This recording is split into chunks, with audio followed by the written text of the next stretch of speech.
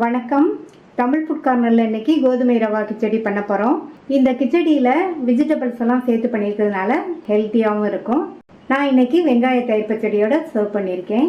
இப்போ இந்த சுவையான ஹெல்த்தியான கோதுமை ரவா கிச்சடியை எப்படி பண்ணுறதுன்னு பார்க்கலாம். ஸ்டவ்வில் ஒரு குக்கர் போட்டு சூடாயிடுச்சு. அதில் 2 டேபிள் ஸ்பூன் எண்ணெய் சூடாயிடுச்சு. அதில் 2 ஏலக்காய், 2 கிராம்பு, ஒரு அரை டீஸ்பூன் மிளகு, கூடவே ஒரு பிரிஞ்சி இலையும் சேர்த்துடலாம். எல்லாமே நல்லா பொரிஞ்சிருச்சு. கட் பண்ண மீடியம் சைஸ் வெங்காயம் சேர்த்துட்டு இது கூட 2 கீறின பச்சை மிளகாய். இப்போ இதை லைட்டாக வதக்கி விட்டுக்கணும். வெங்காயம் பச்சை மிளகாலாம் லைட்டாக வதங்கிடுச்சு. அடுத்து இது கூட இந்த ஸ்பூனில் 1 ஸ்பூன் இஞ்சி பூண்டு பேஸ்ட் சேர்க்குறேன். இது கிட்டத்தட்ட 2 டீஸ்பூன் அளவுக்கு இருக்கும். இந்த இஞ்சி பூண்டு பேஸ்ட்டோட பச்சை வாசனை போகிற அளவுக்கு வதக்கிக்கலாம். நம்ம சேர்த்து இஞ்சி பூண்டு விழுதோட பச்சை வாசனை போயிடுச்சு. அடுத்து இது கூட ஒரு மீடியம் சைஸ் கேரட் கட் பண்ணது, 7-8 பீன்ஸ் கட் பண்ணது, ஒரு 7-8 காலிஃப்ளவர் பீசஸ். இது வந்து க்ளீன் பண்ண காலிஃப்ளவர் பீசஸ். இதை சேர்த்துக்கலாம். அடுத்து கட் பண்ண ஒரு மீடியம் சைஸ் உருளைக்கிழங்கு சேர்த்து இந்த வெஜிடபிள்ஸ் எல்லாம் கொஞ்சம் நேரம் வதக்கி விட்டுட்டு இப்போ இந்த காய்களுக்கு தேவையான அளவு உப்பு சேர்த்துக்கலாம். உப்பு சேர்த்து நல்லா ஒரு பரட்டி விட்டுட்டு மூடி வச்சிடலாம். இது ஒரு 3-4 நிமிஷம் இருக்கட்டும். காய்கள்லாம் ஓரளவு வதங்கி வரட்டும். 3-4 நிமிஷம் ஆச்சு. காய்கள்லாம் ஓரளவு வதங்கியிருக்கு. அடுத்து இதில் கட் பண்ண 2 மீடியம் சைஸ் தக்காளியை சேர்த்துட்டு தக்காளியையும் 1 நிமிஷத்துக்கு வதக்கி விட்டுக்கணும். அடுத்து 1 டீஸ்பூன் தனி மிளகாய்த்தூள், 1 டீஸ்பூன் கொத்தமல்லி தூள்.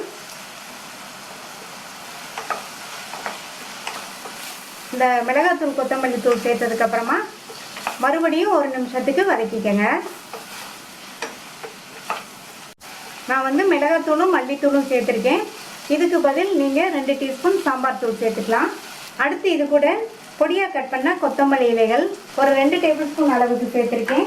புதினா இலைகள் கொஞ்சம் சேர்த்துக்கங்க, நல்லாயிருக்கும். புதினா இலைகள் கொஞ்சமாக சேர்த்தா போதும். இதையும் லைட்டாக ஒரு பரட்டி விட்டுட்டு தண்ணி சேர்க்கணும். நான் வந்து இந்த கப்பில் 1 கப் சம்பா கோதுமை ரவை சேர்க்க போகிறேன். அதே கப்லேயே 4.5 கப் அளவுக்கு தண்ணி சேர்த்துக்கலாம்.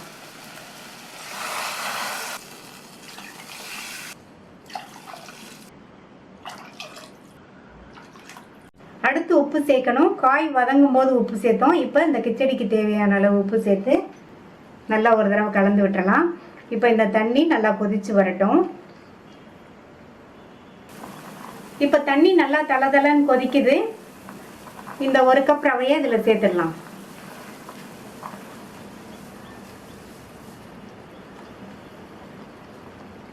சேர்த்துட்டு நல்லா இந்த மாதிரி மிக்ஸ் பண்ணி விட்டுட்டு மூடி போட்டு ஸ்டீம் வந்ததுக்கப்புறமா வெயிட் போட்டு மீடியம் ஃப்ளேமில் 2 விசில் வேக வச்சுக்கலாம். மீடியம் ஃப்ளேமில் 2 விசில் வந்துடுச்சு. ஸ்டீம் எல்லாம் போயிடுச்சு. நல்லா கமகமன் வாசனையாக இருக்குது. நம்மளுடைய கிச்சடி ரெடி ஆயிடுச்சு. இந்த மாதிரி தளதளன்னு இருந்தால் தான் ஆறி வரும்போது கரெக்டாக இருக்கும். இப்போ இதில் இன்னும் கொஞ்சமாக கொத்தமல்லி இலைகள் சேர்த்துட்டு நல்லா ஒரு தடவை கலந்து விட்டுட்டு இதுக்கு ஒரு தாளிப்பு கொடுத்துடலாம். தாளிப்பு போடுறதுக்கு 1 டேபிள் ஸ்பூன் நெய் சேர்த்துருக்கேன். நெய் உருகி சூடாயிடுச்சு. அதில் அரை டீஸ்பூன் கடுகு பொரிஞ்சதும் அரை டீஸ்பூன் சீரகம். அடுத்து இதில் 10-12 முந்திரி சேர்த்துக்கலாம். நல்லா வாசனையாக டேஸ்ட்டாக இருக்கும். முந்திரி விருப்பப்பட்டால் சேர்த்துக்கங்க, இல்லைன்னா விட்டுறலாம். அடுத்து ஒரு கட் பண்ண காஞ்ச மிளகாய், கறிவேப்பிலை கொஞ்சம் சேர்த்துக்கலாம். எல்லாத்தையும் நல்லா வதக்கி விட்டுட்டு இந்த சேர்த்துருக்க இந்த முந்திரியெல்லாம் நல்லா கலர் மாதிரி வரணும். முந்திரியெல்லாம் நல்லா கலர் மாதிரி வறுபட்டுருச்சு. தாளிப்பை கிச்சடியில் சேர்த்துடலாம். தாளிப்பு சேர்த்துட்டு நல்லா ஒரு தடவை கலந்து விட்டுறலாம். நல்லா கமகமன் வாசனையோட சுவையான ஹெல்த்தியான கோதுமை ரவா கிச்சடி ரெடி ஆயிடுச்சு. நீங்களும் ஒரு தடவை இந்த டேஸ்டான கோதுமை ரவா கிச்சடியை ட்ரை பண்ணி பார்த்துட்டு உங்கள் கமெண்ட்ஸை சொல்லுங்கள். இது வரைக்கும் தமிழ் ஃபுட் கார்னர் சேனலை சப்ஸ்கிரைப் பண்ணாதவங்க சப்ஸ்கிரைப் பண்ணிட்டு பக்கத்தில் உள்ள பெல் பட்டனையும் கிளிக் பண்ணிக்கோங்க. தேங்க்யூ.